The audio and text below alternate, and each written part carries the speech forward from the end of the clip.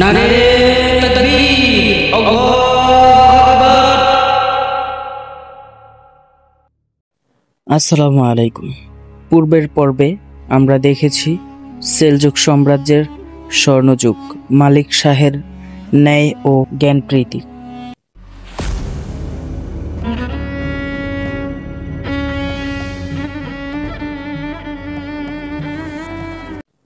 আজ আমরা জানব কিভাবে সেই সাম্রাজ্যের পতনের সূচনা হয়েছিল।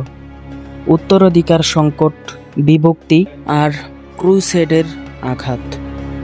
1092 সালে মালিক শাহের মৃত্যুর পর শুরু হয় সেলজুক সাম্রাজ্যের ভেতরে ক্ষমতার লড়াই।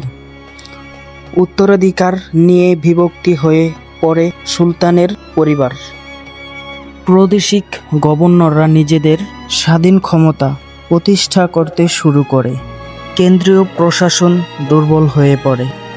গভর্নর, সুলতান ও স্থানীয় নেতাদের মধ্যে সংঘর্ষ শুরু হয় এবং সাম্রাজ্য ছোট ছোট অংশে ভেঙে যায়।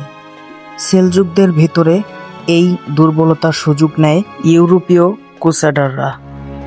তারা মুসলিম ভূখণ্ডে হামলা চালায়, শহর দখল করে এবং ইসলামী প্রতিষ্ঠানের ধ্বংস করে। সাম্রাজ্যের সামরিক ও রাজনৈতিক শক্তি ভেঙে পড়তে থাকে। মালিক শাহের মৃত্যুর পর সেলজুক সাম্রাজ্য যে শক্তি হারিয়েছিল তা আর ফিরে পায়নি। বিভক্তি, অভ্যন্তরীণ দ্বন্দ্ব আর ক্রুসেডের আঘাত মিলে শুরু হয় সেলজুক সাম্রাজ্যের পতন। আজকের ভিডিও এই পর্যন্তই। পরবর্তী এপিসোডের জন্য সবাই পাশে থাকুন।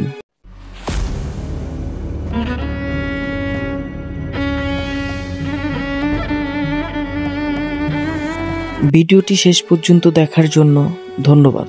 সবাই ভালো থাকবেন। আল্লাহ হাফেজ। আসসালামু আলাইকুম।